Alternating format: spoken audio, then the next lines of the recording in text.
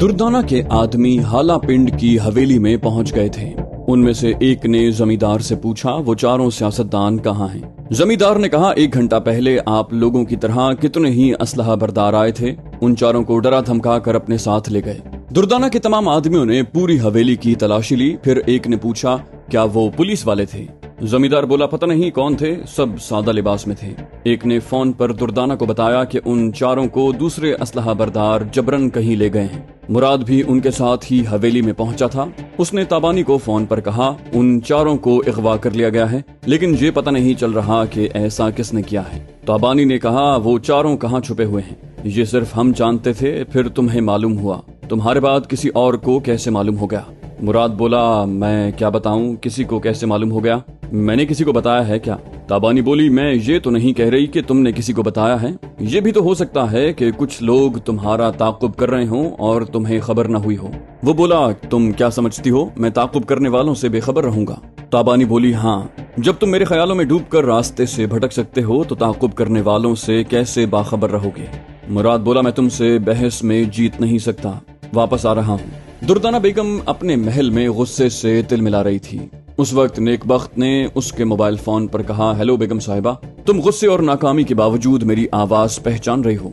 वो बोली, मिस्टर नेकबख्त, नाकामी से तुम्हारी मुराद क्या है? नेकबख्त बोला, यही कि पतंग लूटने मेरे आदमी भी गए थे और तुम्हारे आदमी भी। गुस्सा न करो, मेरे आदमी 4 पतंग लूट कर आए हैं। दुर्दाना बोली, अच्छा तो तुम उन्हें ले गए हो? वो बोला, समझदार हो।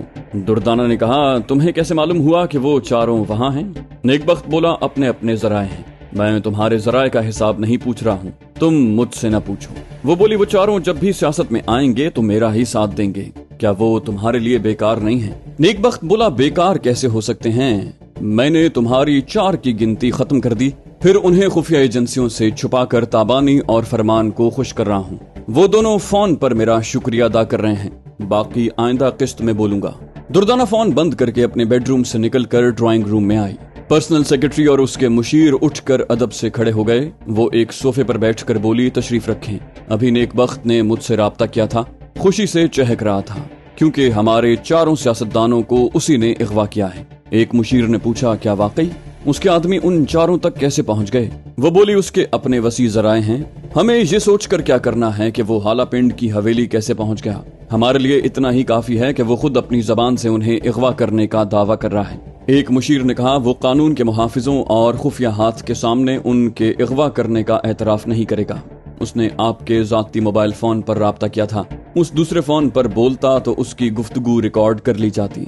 दुर्दाना ने कहा, वो नादान नहीं है, ताबानी और फरमान की हिमायत हासिल कर रहा है, वो दोनों उसका शुक्रिया अदा कर रहे हैं। इसका मतलब है कि नेकबख्त को ये खबर हो गई थी कि हम उन चारों तक पहुंचने वाले हैं। उससे पहले नेकबख्त ने उन चारों को वहां से निकाल कर ताबानी की किसी खुफिया पनाहगाह में पहुंचा दिया था। ताबानी और मुराद को दोस्त बना चुका है। वो पर्सनल सेक्रेटरी से बोली, खुफिया हाथ से बात करवाओ। उसने खुफिया हाथ के सेक्रेटरी से राब्ता किया, फिर कहा, अपने साहब से कहो पाकिस्तान से दुर्दाना बेगम साहिबा बहुत जरूरी बात करना चाहती हैं। खुफिया हाथ के सेक्रेटरी ने कहा, सॉरी वो मौजूद नहीं है, आप पैगाम रिकॉर्ड करवा दें।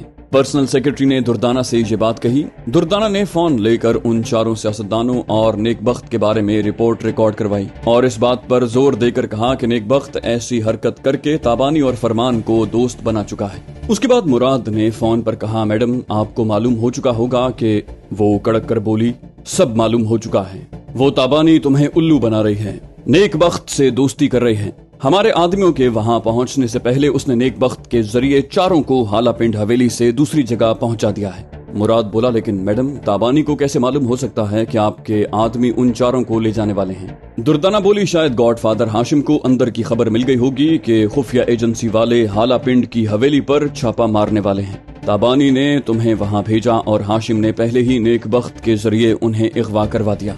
वो लोग मेरी मुखालिफत में नेकबख्त की हिमायत कर रहे हैं। मुराद ने कहा, मैडम आप हुक्म दें, मुझे ऐसे वक्त क्या करना चाहिए? दुर्दाना बोली, तुम कल सुबह मुझसे फोन पर राब्ता करो। मुराद फोन बंद करके आहिस्ता आहिस्ता कार ड्राइव करते हुए सोचने लगा, ये क्या चक्कर है? अगर गॉडफादर हाशिम को मालूम हो गया था कि खुफिया एजेंसी वाले उन चारों तक पहुंचने वाले हैं तो वो ताबानी के जरिए मुझे ये बता देता। क्या हाशिम ने ताबानी को इस सिलसिले में नहीं बताया होगा? कहीं ऐसा तो नहीं कि ताबानी को मेरी दोहरी चाल का पता चल गया हो।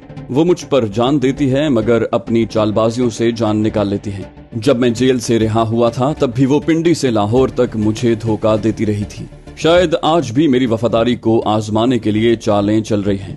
वो ताबानी से कह नहीं सकता था कि नेकबख्त के आदमियों ने उस पर सबकत हासिल की है। वो पूछती कि नेकबख्त के बारे में उसे कैसे मालूम हुआ। ये भी नहीं कह सकता था कि जब नेकबख्त के आदमियों से काम लेना था तो ताबानी ने उसे इतनी दूर हाला पिंड क्यों भेजा था। वो बड़ी उलझन में पड़ गया था। ये अंदेशा कवी हो रहा था कि ताबानी ने उसे आजमाने के लिए एक बड़ी जिम्मेदारी सौंपी थी और किसी तरह ये मालूम कर लिया था कि वो काबिल एतमाद महबूब तो है लेकिन उसका हमराज बनने के काबिल नहीं है। उसने ड्राइव करते हुए देखा, सड़क के किनारे एक पुलिस मोबाइल वैन खड़ी हुई थी। एक सिपाही ने सड़क के बीच खड़े होकर दोनों हाथ उठाकर उसे कार रोकने का इशारा किया। वो दिल ही दिल में बोला, ये मुसीबत कहाँ से आ गई। कार को रोकना ही होगा वरना कार की रफ्तार बढ़ाकर भागना चाहूंगा तो वो कई सिपाही गोलियां चलाकर मेरी कार के पहियों को नाकारा बना सकते हैं। उसने करीब पहुंचकर कार को रोका, फिर खिड़की से सर बाहर निकालकर पूछा, फरमाइए। सिपाही ने कहा, पेट्रोल खत्म हो गया है। दरअसल टंकी में सुराख हो गया था और हमें पता न चला, पेट्रोल रास्ते में बहता गया। मुराद बोला, मैं क्या खिदमत कर सकता हूँ। सिपाही बोला, सर ने मोबाइल के जरिए दूसरी गाड़ी लाने का हुक्म दिया है। मालूम नहीं वो लाहौर से यहाँ कब तक पहुँचेगी। आप हमारे सर को अपनी गाड़ी में ले जाएं। मुराद ने झूठ कहा, लेकिन मैं लाहौर नहीं जा रहा हूँ। सिपाही ने कहा, आप जहाँ जा रहे हैं वहाँ तक ले जाएं। आगे सर को किसी दूसरी गाड़ी वाले से लिफ्ट मिल जाएगी। मुराद ने बेबसी से कहा, ठीक है, मुझसे जो खिदमत हो सकती है वो करूंगा। एक सिपाही तेजी से चलता हुआ वैन की अगली सीट की तरफ गया और किसी से कुछ कहा। फिर अगली सीट का दरवाजा खुला। उस दरवाजे से जो अफसर बाहर आया उसे कार की हेडलाइट्स में देखकर एकदम से मुराद घबरा गया। उसके जिस्म से जैसे जान निकलने लगी। इंटेलिजेंस ब्रांच का कैप्टन जमशेद अफसराना दबदबे के साथ चलता हुआ कार की तरफ आ रहा था। मुंबई से बाहर जाने वाली एक वीरान सी सड़क के किनारे पुलिस को एक कार की अगली सीट पर एक नौजवान लड़की की लाश मिली। इंस्पेक्टर ने अपने आला अफसरान और क्राइम ब्रांच के अफसरान को इत्तला दी। वो भी जाए वारदात पर आए। इतना मालूम हो सका कि किसी ने मकतूला पर 2 फायर किए थे। कार के मुख्तलिफ हिस्सों की तस्वीर, फिंगरप्रिंट्स और फुटप्रिंट्स के लिए उतारी गईं। फिर लाश को पोस्टमार्टम के लिए भेज दिया गया। लंदन इंटेलिजेंस के डीजी को किसी नामालूम शख्स ने फोन किया। शमशीर सिंह को जिस अस्पताल से अगवा किया गया था उसी अस्पताल के पीछे 3rd स्ट्रीट के बंगला नंबर 8 में जाकर उसकी लाश वसूल कर लें। डीजी ने पूछा, तुम कौन हो? कानून की मदद करना एक अच्छे शहरी का फर्ज है। दूसरी तरफ से जवाब नहीं मिला। फोन बंद कर दिया गया। पुलिस और इंटेलिजेंस वाले सभी उस बंगले की तरफ दौड़ पड़े। मेरी अम्मी को भी उस दुश्मन के अगवा होने के बाद से तशवीश थी। असिस्टेंट डायरेक्टर ने उनके साथ जाते हुए कहा, अगवा करने वाले बहुत चालाक थे। मुझे भी अपने साथ रखा था और एम्बुलेंस को तकरीबन 2 घंटे तक यूं चलाते रहे थे जैसे कालिया को बहुत दूर ले जा रहे हों। इस तरह उन्होंने कानून के मुहाफिजों को भी धोखा दिया। कोई ये समझ नहीं पाया कि उसे अगवा करके करीब ही अस्पताल के पीछे एक बंगले में पहुंचाया गया है। वहां सुराग रसा अपनी कार्रवाइयों में मसरूफ थे। ऐसे वक्त किसी को जाए वारदात पर कदम रखने की इजाजत नहीं दी जाती, लेकिन अम्मी को इजाजत दी गई। उन्हें बताया गया कि कालिया ने रिवॉल्वर की नाल कनपट्टी से लगाकर खुदकुशी की है। उसके बिस्तर पर ऐसे आसार नहीं हैं कि किसी ने उसे खुदकुशी पर मजबूर किया हो या उस पर तशद्दुद किया हो। कालिया ने जिस रिवॉल्वर से खुदकुशी की उसके चैम्बर में एक ही बुलेट थी। उसकी लाश को पोस्टमार्टम के लिए भेज दिया गया। निर्मला के चेहरे पर आरजी मेकअप था। उस मेकअप को वॉश करके असली चेहरा देखा गया। रॉ के डीजी को इत्तला दी गई कि अचानक ही रूपोश होने वाले पीताम्बर बजाज की बेटी निर्मला को कत्ल कर दिया गया है। फिर रॉ के सुराग रसान भी उसके कत्ल में दिलचस्पी लेने लगे। पोस्टमार्टम की रिपोर्ट में डॉक्टर ने लिखा कि निर्मला के मेदे में थोड़े से सिंदूर की मिकदार पाई गई है। कत्ल होने से पहले उसने सिंदूर किसी चीज के साथ मिलाकर पिया था या उसे पिलाकर गूंगी बना दिया गया था। मुंबई और लंदन के फिंगरप्रिंट्स के माहिरीन के पास निर्मला के कातिल और कालिया को अगवा करने वालों की उंगलियों के निशानात पहुंच गए। वो तमाम माहिरीन बदनामे जमाना मुजरिमों और अंडरग्राउंड माफिया से ताल्लुक रखने वालों के रिकॉर्ड से उंगलियों के निशानात से उनका मुआजना करने लगे। कई घंटों की मेहनत के बाद मालूम हुआ कालिया के अंडरग्राउंड माफिया से ताल्लुक रखने वाले 6 मुजरिमों की उंगलियों के निशानात हैं। उस माफिया की कायम मकाम गॉड मदर शिल्पा थी। उसकी तरफ से एक फैक्स मौसूल हुआ जिसमें लिखा था, मेरे डैडी का कातिल पीताम्बर बजाज है। वो गॉडफादर बनने के लिए बाप बेटी को हलाक करना चाहता था। मैं तो बच गई हूँ, लेकिन उसका हमला मेरे अपाहिज बाप पर कामयाब हुआ है। रॉ के डीजी से तस्दीक की जा सकती है कि वो कातिल गॉडफादर बनने के लिए रॉ वालों से मदद तलब कर रहा था या नहीं। रॉ के डीजी से राब्ता किया गया और उससे पूछा गया। उसने कहा ये दुरुस्त है, पीताम्बर बजाज बहुत बड़ा फरेबी है। उसने हमें भी एक मामले में धोखा दिया है और वो गॉडफादर और एक सूबे का मुख्यमंत्री बनने के लिए बड़ी हेरा फेरी कर रहा था और अब अचानक ही कहीं रूपोश हो गया है। लंदन इंटेलिजेंस डिपार्टमेंट के डीजी ने पूछा, आपका क्या ख्याल है? पीताम्बर बजाज खुद ही कालिया को हलाक करने और रूपोश रहने के लिए लंदन आया है। रॉ के डीजी ने कहा, शायद वो लंदन में ही है। भारत से जाने के बाद उसकी इकलौती बेटी निर्मला मुंबई में तनहा रह गई थी। उसकी बेटी को किसी ने कत्ल किया है। हम कातिल का सुराग लगाने की कोशिश कर रहे हैं। रॉ के माहिरीन 2 दिन तक फिंगरप्रिंट्स के जरिए ब्लैक लिस्ट के तमाम मुजरिमों की उंगलियों के निशानात से उसका मुआजना करते रहे, लेकिन किसी के निशानात तस्वीरी फिंगरप्रिंट्स से नहीं मिल रहे थे। आखिर पिछले दिनों जो नई ब्लैक लिस्ट बनाई गई थी, उन मुजरिमों के रिकॉर्ड से मुआजना किया तो पता चला वो फरमान अली की उंगलियों के निशानात हैं। ये चौंका देने वाली बात सामने आई कि खुफिया एजेंसियां जिसे दुनिया के कई ममालिक में तलाश कर रही हैं, वो भारत के शहर मुंबई में है। ये इत्तला सबसे पहले FBI को दी गई, फिर भारत के तमाम एयरपोर्ट, हाईवेज और बंदरगाहों की नाकाबंदी की गई। जिन सरहदी इलाकों से स्मगलिंग हुआ करती थी, वहां भी फौजी जवानों को भेजा गया। ये सख्त इंतजामात जरा ऊपर से किए गए थे। इससे पहले ही मैं और बीना कलकत्ता गए थे, फिर उसी दिन की एक फ्लाइट से रंगून आ गए थे। रंगून में प्लास्टिक सर्जरी का एक बहुत ही माहिर बूढ़ा था। उसने बीना को देखा तो हैरान होकर थोड़ी देर तक देखता रहा। बीना ने पूछा, मुझे इस तरह हैरानी से क्यों देख रहे हो? बूढ़े ने कहा, मैं 80 बरस का हूँ, मगर 40 बरस आज कम हो गए। आज मैं 40 बरस के अब्दुल रहमान की आंखों से तुम्हें देख रहा हूँ। मेरा नाम अब्दुल रहमान है। यहाँ बैठो, अभी आता हूँ। हम दोनों उस कमरे में कुर्सियों पर बैठ गए। वो दूसरे कमरे में गया, फिर एक एल्बम खोलकर एक तस्वीर दिखाते हुए बोला, देखो ये मैं हूँ। कैसा जवान छोकरा लग रहा हूँ। मुझे खुद यकीन नहीं आता कि ये मैं हूँ और ये मेरी बीवी है। मेरी शादी 18 बरस की उम्र में हो गई और ये गोद में जो बच्ची है, ये शादी के 1 बरस के बाद पैदा हुई थी। हम इसे बानो कहकर पुकारते थे। उसने दूसरी तस्वीर दिखाई तो मैं और बीना चौंक गए। वो बीना की तस्वीर थी। बूढ़े अब्दुल रहमान की आंखों से आंसू बह रहे थे। वो रोते रोते हंसते हंसते कह रहा था, ये वही मेरी बेटी बानो है। इस वक्त ये पूरे 20 बरस की हो गई थी। बेटी तुम्हारी उम्र क्या है? बीना ने कहा 24 बरस। वो बोला, मेरी बानो जब 21 बरस की हुई तो उन्होंने उसे और उसकी माँ को कत्ल कर दिया। वो बूढ़ा एक नन्हे बच्चे की तरह बिलक बिलक कर रोने लगा। कहने लगा, हमारी किसी से दुश्मनी नहीं थी। मैं अपनी ड्यूटी के लिए अस्पताल गया। माँ बेटी अकेली थी। ऐसे वक्त कम्युनिस्ट गोरीले पुलिस से छुपने के लिए घर में घुस आए। शायद माँ बेटी को खामोश रखने के लिए उन्हें कत्ल किया।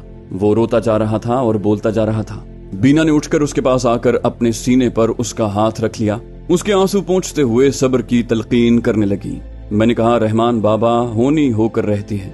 अगर आप घर में होते तो शायद किसी तरह अपनी बीवी और बेटी को बचा लेते हैं। वो एक आह भरकर बोला, आज मुझे ऐसा लग रहा है जैसे मैं अपनी बेटी के सीने से लगा हुआ हूँ। बीना बोली, हाँ बाबा, आप बेटी के सीने से लगे हुए हैं। 40 बरस पहले की तस्वीर देखें और मुझे देखें। आप शायद इतनी लंबी उम्र इसलिए गुजार रहे हैं कि एक दिन आपकी ये बेटी आपसे आकर मिलेगी। मैंने कहा, रहमान बाबा, इसका नाम बीना है। आप बानो को हलाकत से न बचा सके, क्या बीना को बचाएंगे? बूढ़े ने चौंक कर मुझे और बीना को देखा, फिर पूछा, तुम्हारी बात का मतलब क्या है? क्या मेरी बेटी को फिर कोई हलाक करना चाहता है? वो बूढ़ा सीने को तान कर बोला, किसकी मजाल है जो मेरी बेटी को आंख उठाकर देखे? तुम दोनों घर से बाहर न जाओ।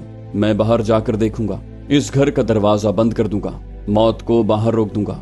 मैंने कहा, नहीं बाबा, आप मेरी सलामती के लिए गोलियों का जवाब गोलियों से नहीं देंगे, बल्कि सर्जरी के आलात से मौत का रुख बदल देंगे। अब्दुल रहमान ने सवालिया नजरों से देखा। मैंने कहा, आप प्लास्टिक सर्जरी के जरिए हमारे जिस्मों के खास शनाख्ती निशानात मिटा देंगे और चेहरे तब्दील कर देंगे तो दुश्मन हमें पहचान नहीं सकेंगे। बूढ़ा बोला, ये मेरा 47 बरस का तजुर्बा है। मेरे लिए एक खेल है। मुझे बताओ, दुश्मन एक है या एक से ज्यादा? मैंने कहा, सारी दुनिया में फैले हुए दुश्मन मुजरिमों की खुफिया एजेंसियां हैं। हम एक खतरनाक तंजीम के अहम राजों से वाकिफ हो गए हैं और न जाने कितने दुश्मन हमें मार डालने के लिए तलाश कर रहे हैं। बीना ने कहा, उन सब के पास हमारी तस्वीरें और फिंगरप्रिंट्स हैं और वो फरमान के जिस्म के खास निशानात को जानते हैं। बाबा ने कहा, इसका मतलब है सिर्फ चेहरा बदलना और जिस्म के निशानात खत्म करना काफी नहीं है। उंगलियों के निशानात में भी तब्दीलियां लानी होंगी। बीना बोली, बाबा ये तो बहुत बारीक बीनी का काम है। बूढ़ा बोला, तुम क्या समझती हो मैं बूढ़ा हूँ, बारीक काम नहीं कर सकूंगा। मुझे देख रही हो, 80 बरस का हूँ और आज भी ऐनक के बगैर सर्जरी करता हूँ। आज आराम करो, घर से न निकलो, कल से काम शुरू करूंगा। वो बोली, नहीं बाबा, खुफिया एजेंसियों वाले बड़े तेज तर्रार होते हैं, किसी भी वक्त पहुंच सकते हैं, आप आज ही ये काम शुरू करें। बूढ़ा बोला, मेरी बेटी जो कहेगी वही करूंगा, मेरे ऑपरेशन रूम में चलो। अब्दुर्रहमान उस उम्र में भी चाको चौबंद था। बीना के कहने पर उसने मेरे चेहरे की सर्जरी शुरू की। सर्जरी के दौरान मैं बोला, अच्छा है, पहले तुम्हारा काम कर रहा हूँ, इस काम में जितनी देर लगेगी उस वक्त तक मैं अपनी बानों को देखता रहूंगा। उसने कह दिया था कि वो ज्यादा वक्त लेकर बड़ी महारत से सर्जरी करेगा। खास तौर पर उंगलियों के निशानात तब्दील करने में मेहनत भी होगी, वक्त भी सर्फ होगा, लिहाजा हमें वहाँ कम से कम 2 हफ्तों तक रहना था। बीना ने किचन का काम संभाल लिया। लजीज खाने पकाकर उसे खिलाती तो वो खाते वक्त कहता, मेरी बानो मेरी ही तरह डॉक्टर बनना चाहती थी, कभी किचन में नहीं जाती थी। मैं समझाता था लड़कियों को किचन का काम जरूर सीखना चाहिए। वो कहती थी, ये भी कोई काम है, यूं चुटकी बजाकर सीख लूंगी। और वाकई तुमने 40 बरस के बाद वापस आकर इतने लजीज खाने तैयार करने सीख लिए। अब्दुर्रहमान रोज सुबह हमारे लिए पाकिस्तान, भारत और अमेरिका से आने वाले अखबारात खरीद कर लाता था। हम वो तमाम अखबारात पढ़कर वहाँ के सियासी हालात से बाखबर रहते थे। मैंने सिर्फ एक बार अम्मी को और एक बार आपी ताबानी को फोन पर कहा था, सैटेलाइट के जरिए हमारे मोबाइल फोन नंबर मालूम किए जा सकते हैं। ये भी मालूम हो सकता है कि मैं किस मुल्क से फोन पर बोल रहा हूँ, लिहाजा मेरी फिक्र न करें, मैं कुछ अरसे तक लापता रहूंगा। मेरी सर्जरी के बाद एक दिन बीना सर्जरी के लिए आईने के सामने आकर बैठी तो अब्दुर्रहमान ने बहुत ही गमजदा होकर उसे देखा, फिर झुककर उसकी पेशानी को चूम कर कहा, खुदा हाफिज मेरी बानो, खुदा हाफिज। फिर वो अपनी भीगी आंखों को पोंछकर उसके चेहरे को तब्दील करने के अमल में मसरूफ हो गया। वहाँ हमारा वक्त गुजारना जरूरी था। मैं अपनों से बेखबर था कि वो किन हालात से गुजर रहे हैं। बहुत अरसे बाद जब उनसे मुलाकात हुई तो उनसे आजकल के मौजूदा हालात मालूम हुए, जो मैं आगे जाकर बयान करूंगा। बहरहाल हम चेहरों की सर्जरी के अमल से गुजर गए। उसने मुझे पहले से कुछ ज्यादा खूबरू जवान बना दिया था और बीना के चेहरे पर ऐसा हुस्न और ऐसी कशिश दी थी कि वो मलिका हुस्न कहलाने के लिए आलमी मुकाबला हुस्न में हिस्सा ले सकती थी। लेकिन वो बूढ़ा कुछ इस तरह उदास रहने लगा जैसे उसकी अजीज तरीन चीज खो गई हो। हमारे सामने कभी कभी जबरन मुस्कुराता। उंगलियों के निशानात तब्दील करना तकरीबन नामुमकिन है। मेरी अम्मी ने मुझे यकीन दिलाया था कि वो सर्जरी के जरिए नामुमकिन को मुमकिन बना देंगी। मेरी अम्मी का ये काम 80 बरस के बूढ़े ने कर दिखाया, हमें हर एतबार से तब्दील कर दिया। दुश्मन तो दूर की बात है, मेरी अम्मी और आपी भी मुझे पहचान न सकती। अब्दुर्रहमान बीना की सर्जरी के वक्त से ही थका थका सा लगता था। अपना तमाम काम मुकम्मल करने के बाद बिस्तर पकड़ लिया। मैंने कहा, आपने बहुत मेहनत की है, बहुत थक गए हैं। वो बोला, मैंने जिंदगी में इससे भी ज्यादा मेहनत की है, लेकिन अब पहली बार मुझे एहसास हो रहा है कि मैं बूढ़ा हो चुका हूँ। मेरी फिक्र न करो, जितनी जल्दी हो सके यहाँ से चले जाओ। बीना बोली, मैं आपकी बेटी हूँ, आपको ऐसी हालत में छोड़ कर नहीं जाऊंगी, आपकी खिदमत करूंगी। वो बोला, बेटी ये ना भूलो कि तुम दोनों एक प्लास्टिक सर्जरी के माहिर के मकान में हो। दुश्मन इधर आएंगे तो जरूर शुबा करेंगे कि मैंने तुम्हारे चेहरे तब्दील कर दिए हैं। मैंने कहा, दुश्मनों के खौफ से जवान बच्चे अपने बाप को तन्हा छोड़कर नहीं जाते, यहाँ जो आएगा जिंदा नहीं जाएगा। मैंने और बीना ने तय कर लिया कि रहमान बाबा की तबीयत जब तक बहाल नहीं होगी हम उनके करीब रहेंगे। हम रह तो गए लेकिन उनके अंदर से एक सदमे को न निकाल सके। रोज बरोज उनकी हालत बिगड़ती जा रही थी। हम माहिर डॉक्टरों से उनका इलाज करवा रहे थे। उनकी तबीयत कभी संभलती थी, कभी बिगड़ती थी। उन्होंने मुझसे तन्हाई में कहा, चले जाओ, मेरी बानों को यहाँ से लेकर चले जाओ, मैं खिदमत के लिए एक नर्स रख लूंगा। उस वक्त ये बात मेरी समझ में नहीं आई कि बीना को वहां से क्यों ले जाने के लिए कहा। जब उनका आखिरी वक्त आया और सांस रुक रुक कर आने लगी तो उन्होंने पूछा, एक कातिल बाज़मीर हो जाए तो क्या वो मकतूल को बार बार अपने सामने देख सकता है? मैंने नहीं के अंदाज में सर हिलाया। वो बीना को नहीं देख रहे थे, खला में तक रहे थे और कह रहे थे, उन कम्युनिस्ट गोरिलों ने मेरी बानों को मार डाला, बानों से उनका कोई रिश्ता नहीं था, उन्होंने मार डाला, उन्होंने मार डाला। या मेरे खुदा, मैं तो उनसे ज्यादा जालिम हूँ। मेरी बानों मेरे पास आई, मैंने बेटी के पुरनूर चेहरे को देखा, फिर सर्जरी के आलात से अपनी ही बेटी के चेहरे को कत्ल कर दिया। जाने पिदर माफ कर दे। फिर वो चुप हो गए, आंखें खला में तकती रहीं। मेरा एक हाथ उनके सीने पर था, मैंने दूसरे हाथ से उनकी आंखें बंद कर दी। मेरा सर झुक गया था और बीना दोनों हाथों से चेहरे को ढांप कर रो रही थी।